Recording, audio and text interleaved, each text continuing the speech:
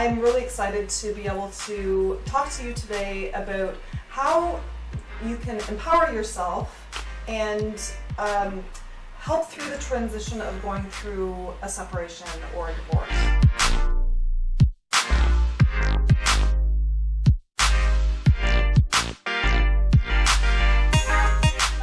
My name is Bev Lewis, and I'm the president and founder of Positive Solutions Divorce Services.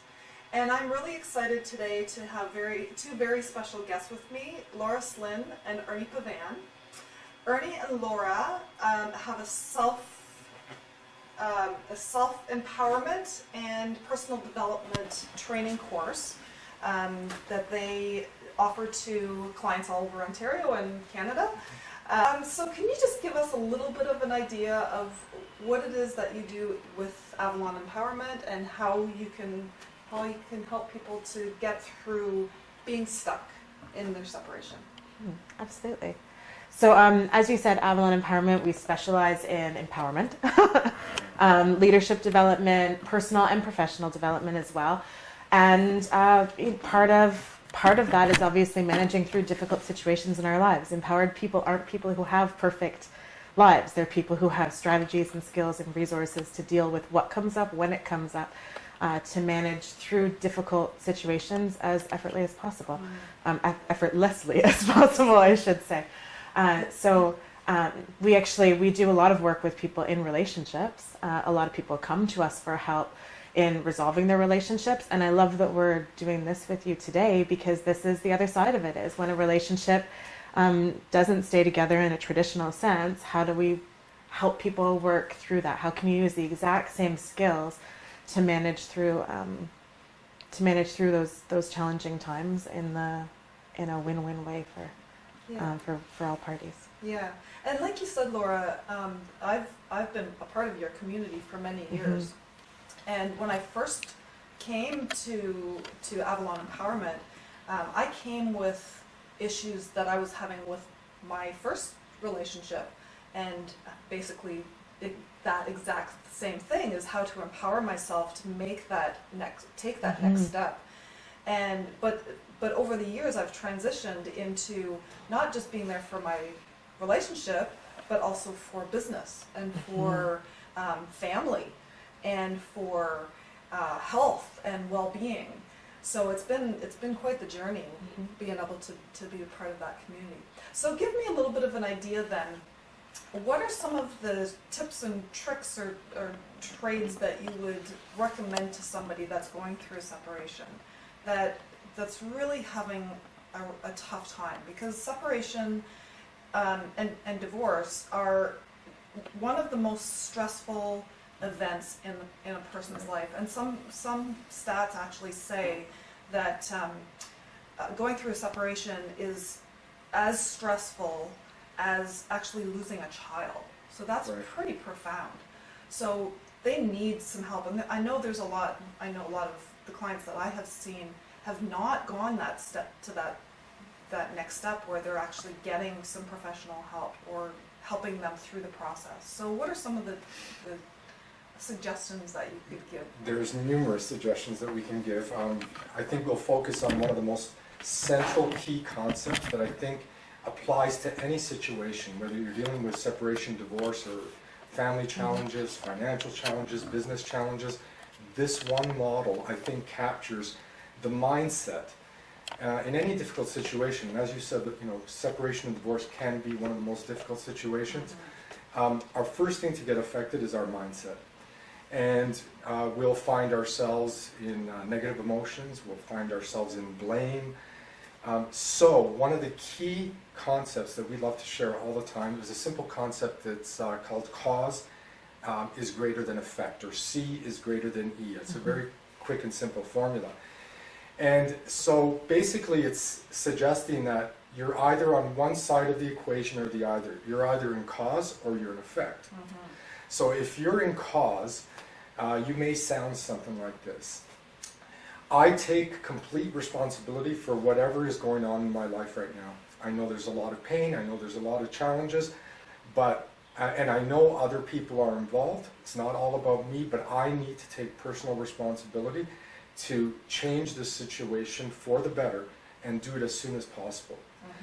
If you're in effect, you may sound something like this. Whatever's going on in my life right now has nothing to do with me. If it wasn't for him, if it wasn't for her, if it wasn't for this, if it wasn't for that, I wouldn't be in this situation right now.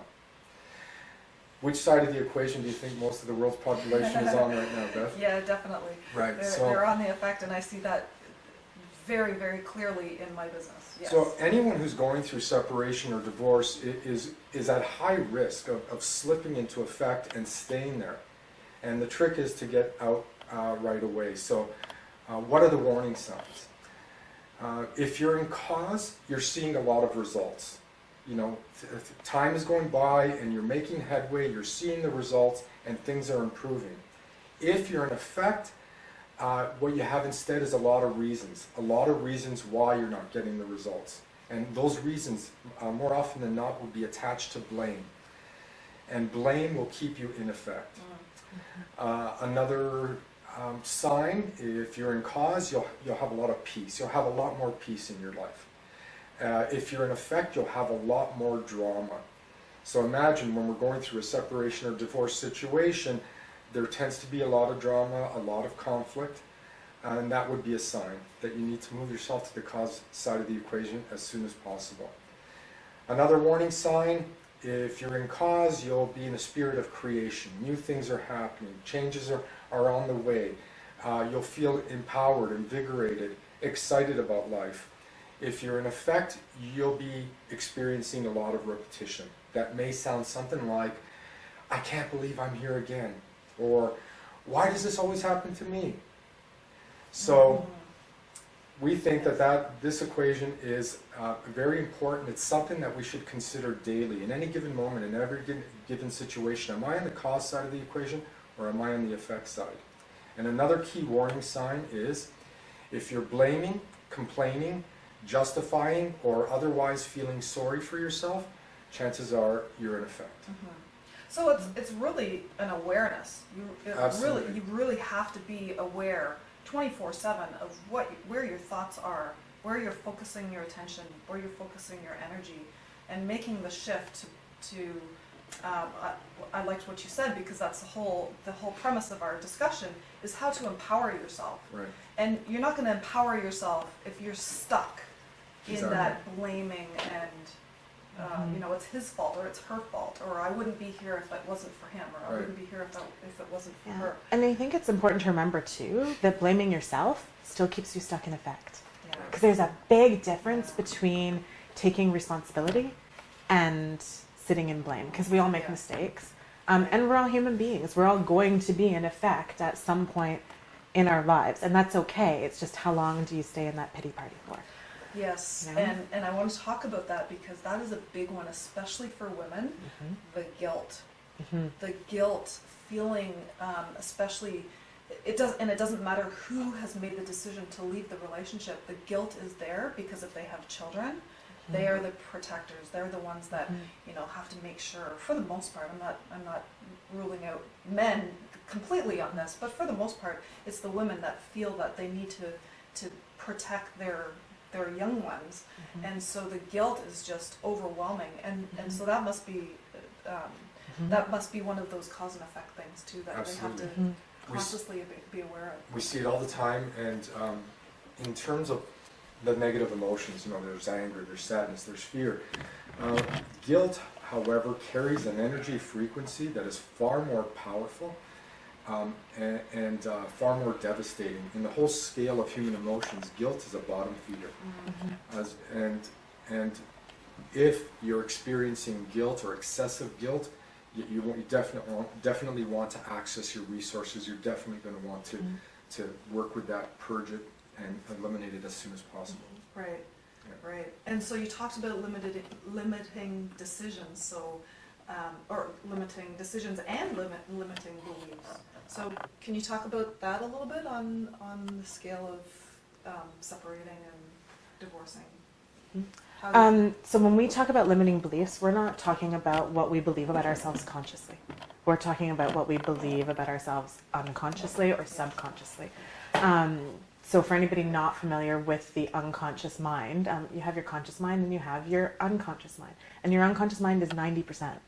It's responsible for 90% of you. So your unconscious mind is like a holographic library of every moment of your life, every word you've ever spoken, every word ever spoken to you, every event, every memory. While we might not think about it consciously, the unconscious remembers all of it. And that's where most of our limiting beliefs are stored. So while something may show up in the context of the separation or the divorce, it's highly possible that that's just a very old pattern that started a long, long time ago. Yeah. It might be something learned from an experience with parents. It might be something learned at school. So I think some of the common ones that we see, a limiting belief is, I'm a bad mother. Yes. I'm a bad father. It's all my fault. I'm a bad wife. Yeah, I'm a I'm bad husband. unlovable. I'm unworthy. I'm undeserving of things. I'm not respected. These are all limiting beliefs. If it's shown up, especially if it's shown up more than once or twice or 3 times, right? We always say once is a coincidence, twice is a pattern, 3 times is a problem. So if something's showing up, then that's a limiting belief, and it's something that that we take responsibility for, right? Which even in terms of just moving out of effect and moving back into cause, it's not as hard as we think. It's very, very easy. I think the key to empowerment is in responsibility. We spell that with a hyphen, like response hyphen ability. It's so ingrained in us to do it that way that I don't even think about responsibility in the same way. Because responsibility isn't blame. It's just saying, what is my ability to respond to this situation, to this emotion, to this belief, to this voice in my head? What's my ability to respond? How can I do that in the most empowering way for me and for those that I care about? Right. And part of that has to do with focus too. Where's our focus? I can focus on the guilt, or I can focus on something more positive that's coming out of this situation. Yeah, and guilt and focusing on that is not empowering yourself. So if you want to get out of that stage of being stuck and being down and being sad and being guilty, you need to focus on the better side, the more positive side of things. Yeah, so just to simplify that whole concept, we're either focused on what we don't want, which includes all of the pain, all of the limiting beliefs, all the negative experiences we've had, where this situation's going with our family now that things are changing. The focus is all on the pain. The opposite is to focus on what you want. And it's interesting when people are going through these situations, and I say, well, what would you like instead? What do you want? That's where they're rendered speechless at the first time, because they just don't give it enough thought. And so we encourage, what is life going to look like when you get to the other side? When we've waded through this entire process and we've done it as expediently as possible, using mediation and other services like this, what is life going to look like? And that's where the focus should be. As long as you're focused on what you don't want, of course those negative emotions and those negative experiences will just escalate. But if you're focused on what you want, even though it's a bit challenging at first, it's far more empowering. And we have a saying in our world, what you focus on expands. Yeah. So if you're focused on what you want, yes, that's what's going to expand. Right. And there's the game changer. Yeah. Absolutely. They will always find what we're looking for. If I'm looking to find things wrong with my partner, I'll find them. If I'm looking to find something right about my partner, I can find that too. Right. So, and it really is a choice, Right. right? It's a choice. And from the trainings that I've had with you, I mean, that's a big thing that I do in my business when I'm sitting with couples that are having those struggles, and those struggles are real. How we can take a sad, unfortunate situation and make it good, right? Going through the mediation process so that it's not a adversarial hardship on the family, because once you get into the court system, it's really, really bad. It's tough on the family. So taking them from the negative to the positive, but always keeping in the room, focusing on the good and where we can lead. What is in the best interest of the children? What is in the best interest of your family going forward? And how are we going to get you there? Instead of, yeah, he's an idiot, or yeah, she's, the reason that we're separating is because of this. Let's not talk about that for now. Let's talk about how we're going to empower you and empower your family and get you to that next step in your life, the next chapter. Yeah. And I think that really brings you to a great point around intention, right? Intention is paramount. So getting focused on what's the highest positive intention for everybody. Right? I think it was Dr. Phil started with, you get to be happy or you get to be right. Yeah. If I need to be right, if I have to point out all of the wrongness of the other person, I'm setting up a lose-lose situation. But if my intentions are higher... You've entered the world of conflict, unnecessarily. Yeah. So we believe in establishing intentions. So if, let's say, we can just do this right off the cuff.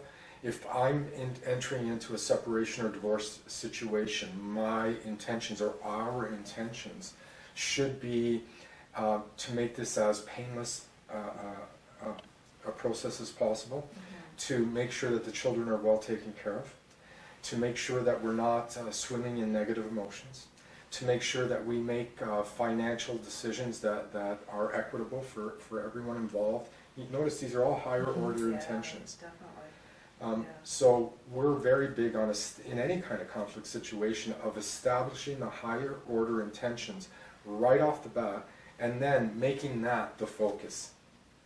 Yeah, that's amazing. That's amazing. Yeah, I have friends right now in the throes of separation. Interestingly enough, one of them is trained with us and the other's done some individual work. So they're familiar with all of these, what we call frames. And they're right in the middle of their separation right now. And on Saturday, last weekend, we had my son's 7th birthday party, and they both showed up with their 2 kids to come to because that's an intention for them, is to be able to celebrate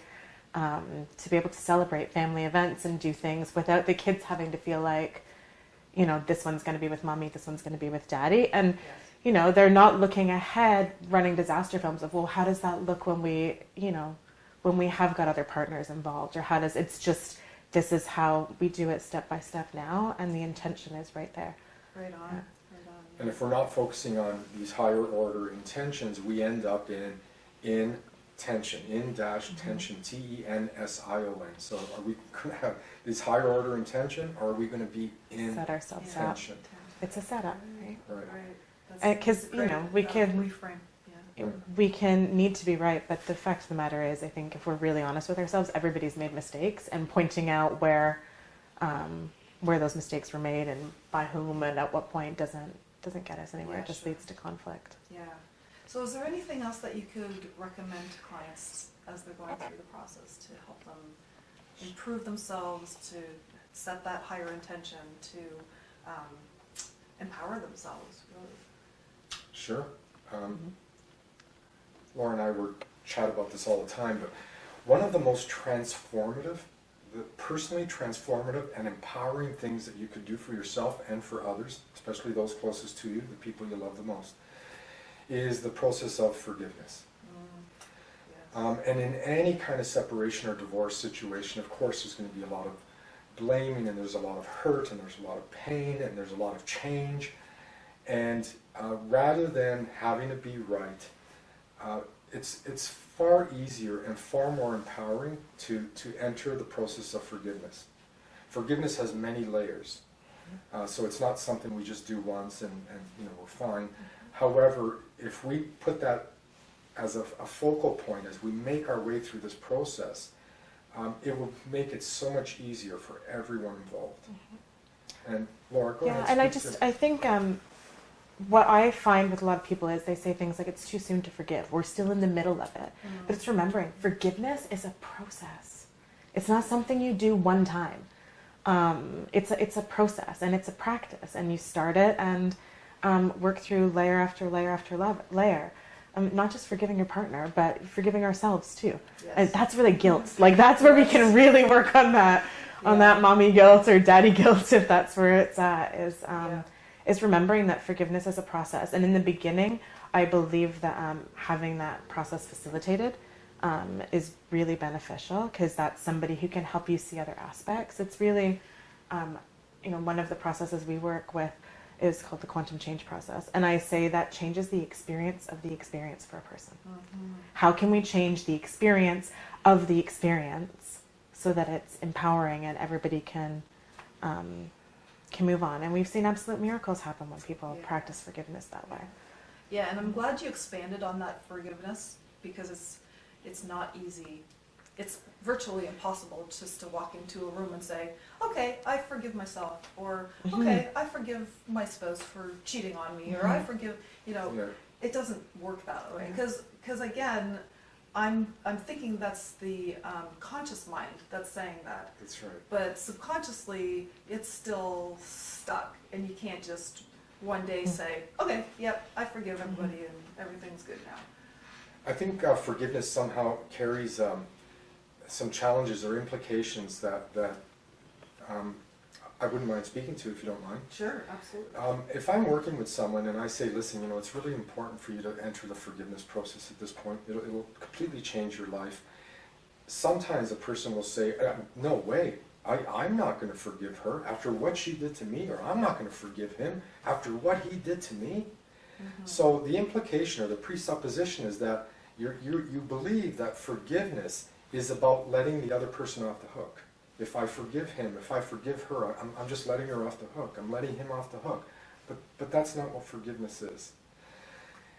If my partner has done something to me, or a series of things to me that have hurt me deeply, there are many emotions attached to that.